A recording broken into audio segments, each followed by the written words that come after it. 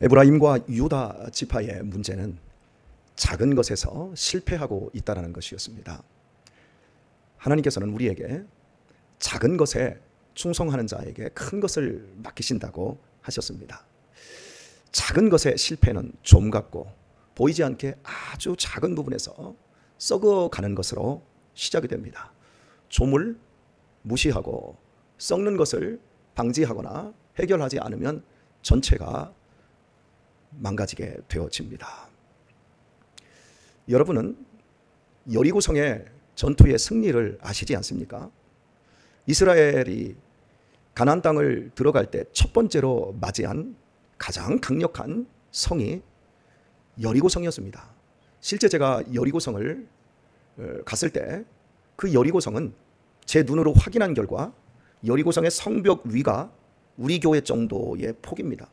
마차 2대가 이렇게 교차할 정도가 되어지니까 그 규모나 그 높이 그리고 그 쌓은 기술로 당시에 가나안 땅의 부족 국가들 중에서 가장 강력한 성읍을 갖고 있는 도시 국가였습니다. 하나님이 왜 이스라엘이 40년 동안 광야 생활을 끝나고 가나안 땅에 들어갔을 때 첫 번째로 가장 강한 성읍을 만나게 하셨을까요? 우리는 신앙에 대해서 믿음이라고 하는 부분을 정확하게 내 자신이 가지고 있어야 합니다. 믿음은 전적으로 하나님만을 의지하는 겁니다.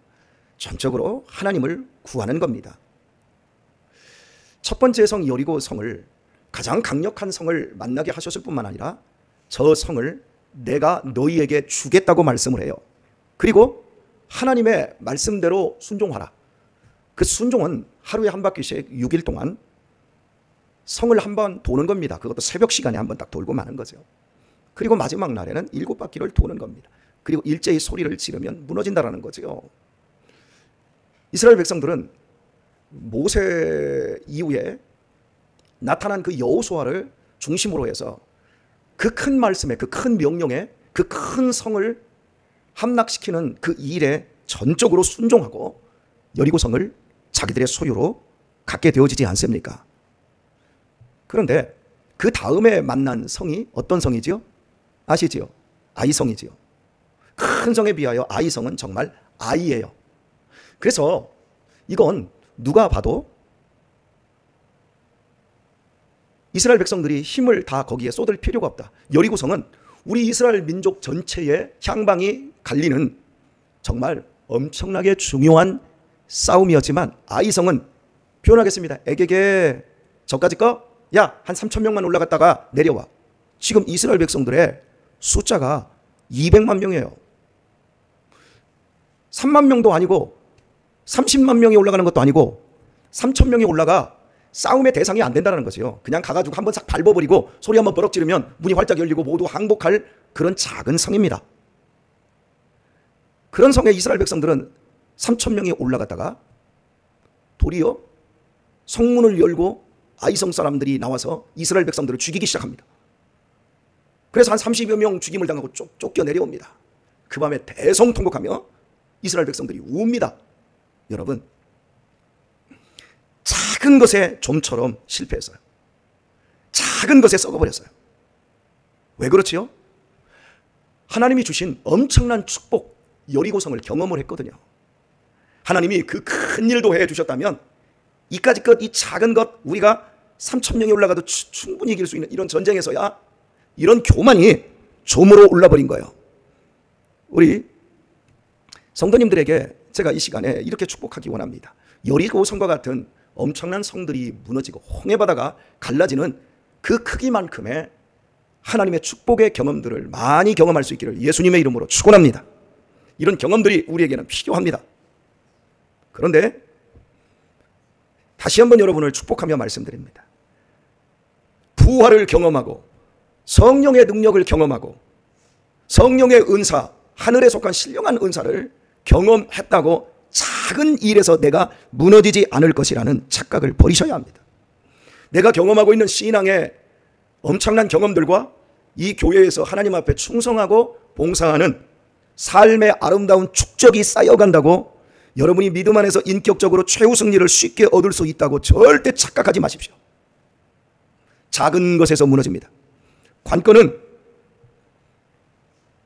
엄청난 여리고성에서 무너져 내리는 것이 아니라 정말 작은 아이성에서 이스라엘 백성들이 박살이 나고 말았다는 사실이에요. 왜? 원인이 무엇입니까? 교만해서 그래요. 아하, 저 정도야 우리가 할 수 있지. 깨달은 거예요. 아, 저 여리고성은 우리가 안 돼. 저 여리고는 메소포타미아 문명 속에서도 가장 먼저 도시국가를 일군 세계 최대의 여리고 성이야. 강력한 성이야. 안 돼. 깨달았어.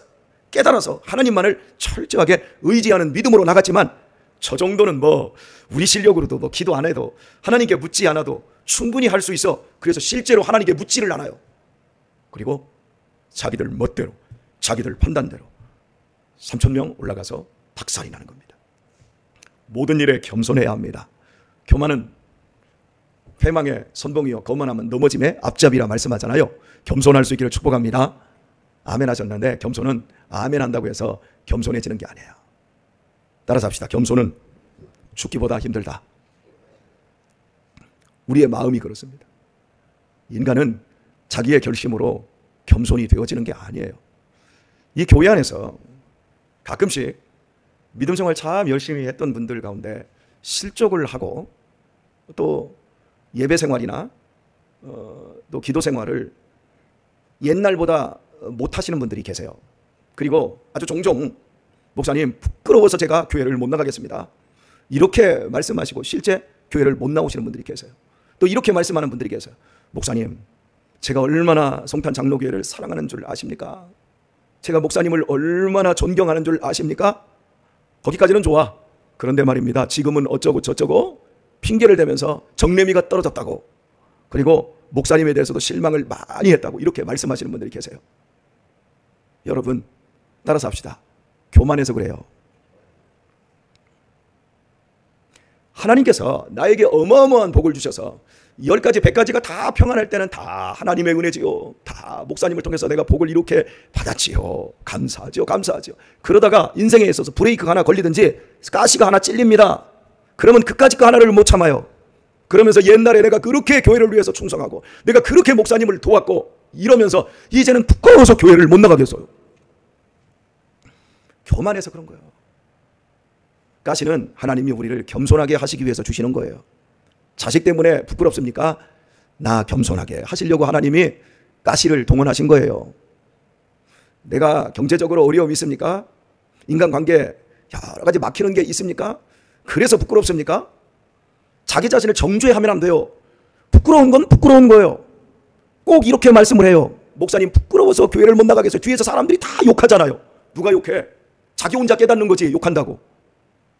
특히요, 제가 제일 많이 들었던 걸핏하면 뭔만 얘기하면 부끄러워서 교회를 못 나가겠어요. 사람들이 다 욕해. 아니, 누가 욕하는데요? 우리 교인들 뒤에서 누구 욕 안 해요. 목사는 욕할지 몰라도 끼리는 욕하는 것보단 제가 들은 바로는 뒤에서 참 그 사람 믿음 좋아졌더라. 그 사람 참 그 어려움 속에서도 충성하고 야 대단하더라. 훌륭하더라.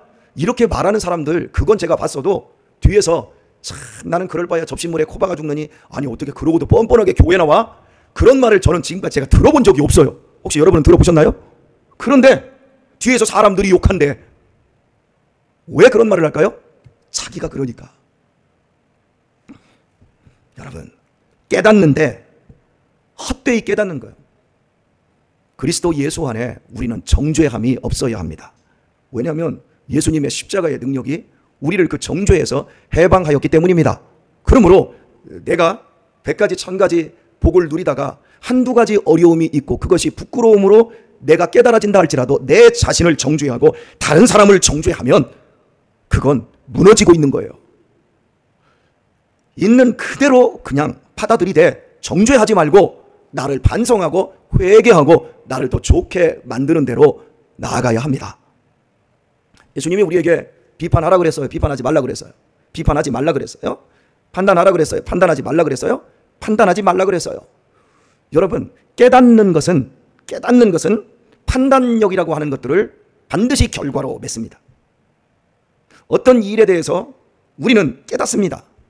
그런데 그 깨달음은 반드시 판단이라고 하는 결과로 나아갈 때 그 판단이 옳은지, 그 판단이 하나님의 말씀의 기준에 맞는지를 생각을 해야 합니다. 예를 들어서 A라는 성도의 허물이 드러납니다. 눈이 달려 있고요, 생각이 있는 사람이라면 그 허물이 딱 드러났을 때 그것이 우리에게 보여지니까 깨달아져요, 안 깨달아져요? 깨달아져요. 이렇게 깨달을 때 그 다음 순서가, 그 깨달음이 A라는 성도의 허물과 잘못을 보고 아이고 부끄러워, 저 신앙생활 잘하는 척하다가 저렇게 됐네, 아이고, 이러면서 이제 다른 말을 판단으로 섞을 수 있습니다. 아이고 저거 매 맞네, 이런 말 할 필요도 없어요. 저거 무슨 죄가 있을 거야? 그러면서 나는 절대 저렇게 신앙생활 안 해, 이게 다 판단하는 거예요. 그 작은 그 깨달음이 아주 안 좋은 데로 가는 거예요. 읽은 말씀에서 에브라임이 자기의 병을 깨달았어요. 유다가 자기의 상처를 깨달았어요. 그들의 병과 그들의 상처는 무엇 때문이었지요? 유다 백성들은 하나님이 옮기지 말라는 지계표를 옮겼어요. 에브라임 사람들은 사람 명령을 쫓는 걸 좋아하지, 세상을 따르는 걸 좋아하지, 하나님을 따르는 걸 싫어했어요. 결국 가시와 상처, 그 많은 아픔들이 왜 생겼어요? 하나님 때문에. 그러면 이스라엘 백성들이 지금 자신의 문제를, 자신의 병과 자신의 상처를 깨달았기 때문에 어디로 가야 하면 하나님께로 나아가 하나님께 묻고 하나님께 상처와 병을 씻음받고 고침받아야 합니다. 그렇게 가야 하는데, 깨달았는데 그들이 어디로 가냐면 그 당시에 세계 최강 아수르 왕 야렙 왕에게 가서 우리 좀 고쳐주세요, 지금 그러고 있는 거예요. 깨닫는다고 다 좋은 신앙이 되는 게 아니에요. 여러분이 말씀을 권 목사에게 설교를 많이 듣다가 깨닫습니다. 우리 목사님 설교는 졸립지를 않대, 참 좋대. 깨닫습니다. 깨닫기는 정말 크게 깨닫는데 사는 걸 보면 안 살아. 그렇게 누구에게 가 있습니까? 여전히 자기에게 붙잡혀 있어요. 여전히 아수르 야렙 왕에게 나아가는 사람들이 많아요. 깨닫는 것이 신앙의 출발은 될 수 있어도 깨닫는 것에서 묶여 있으면 신앙생활은 일보도 전진하지 않는다라는 거예요. 제가 제일 답답한 거, 우리 교회에 김모 성도님이 계시지 않았습니까? 제가 10년 동안 차를 태우고 새벽 예배를 10년을 하지 않았습니까? 그런데 그분이 늘 하시는 말씀, 부끄러워서 교회를 못 나가요. 사람들이 다 욕하는 것 같아요. 결국 말한 대로 그 열매를 맺지 않았습니까? 어떤 사람들과의 그 관계에서도 너그럽게 말하지 않고 너그럽게 판단하지 않아요. 제가 10년 동안 새벽 예배를 다니면서 늘 부정적이고 늘 사람의 마음을 격동시키는 이야기만 해요. 내 얘기를 하고 내가 참 부족하지요. 그래서 이 새벽에 반성하고 하나님의 은혜를 필요로 해서 나갑니다. 내 문제와 내 아픔에 대한 깨달음은 전혀 없어. 다 누구 때문이요? 그러니까 깨닫기는 하는데 그 깨달음이 나를 돌아보고 나를 반성하고 나를 성찰하는 대로 가는 것이 아니라 다른 사람을 판단하는 대로만 가는 거예요. 여러분 따라서 하십시다. 내 문제도 어려운데 왜 남의 문제 그렇게 신경 써요? 해보세요. 나도 못 고치는데 왜 남을 고치려고 하세요? 내 욕먹을 것도 많은데 왜 우리가 다른 사람의 욕을 합니까? 그렇게 신앙생활하면 이 새벽 기도라고 하는 이 아름다운 시간들을 10년, 20년, 40년을 해도 우리는 절대 고침받거나 상처가 씻어지지를 않아요. 고리적의 상처까지 다 꺼내놔요. 그리고 점점 자기 상처에 갇혀서 인생이 비루해지고 훌륭한 어른이 되지 않습니다. 많이 깨달았기를 바랍니다. 그러나 그 깨달음이 작은 것에 무너지는 대로 가면 안 되고, 그래서 크게 완전히 인생을 망치는 대로 가면 안 되고, 깨달음이 내 작은 것에서부터 바르게 세워나가는 작업이 되어야 합니다. 그래야 크게 우리가 고침받고 상처는 변하여 별이 될 수 있습니다. 오늘의 말씀을 맺도록 하겠습니다. 혹시 한 10여 년 전부터 우리나라 대학교 내에서 대학 교육에 있어서 인문학의 위기라는 말을 들어보셨나요? 인문학이라고 하는 것은 문학, 철학, 역사입니다. 그런데 오늘날 대학에서 인문학을 다 문을 닫아버리고 있는 거예요. 인문학을 배우는 사람들이 없어요. 그래서 인문학의 위기인 거예요. 인문학은 실제 우리의 삶에서 뭐 돈이 되는 일을 할 수 있는 기술이나 이런 것들, 정보 이런 것들을 습득하지 못해요. 그러다 보니까 요즘 젊은이들이 대학이 거의 직업훈련소가 되다 보니까 인문학이 거의 다 없어지고 있어요. 그래서 대학교 내에서 인문학의 위기다 해가지고 인문학을 살려야 된다, 살려야 된다. 아마 이게 근 20년 가까이 그 나라에서 방송에서 계속 나오는 이야기일 거예요. 여러분이 분명히 인문학의 위기라고 하는 걸 지금 들었다고 고개를 끄덕들 하셨는데, 그런데 있지 않습니까?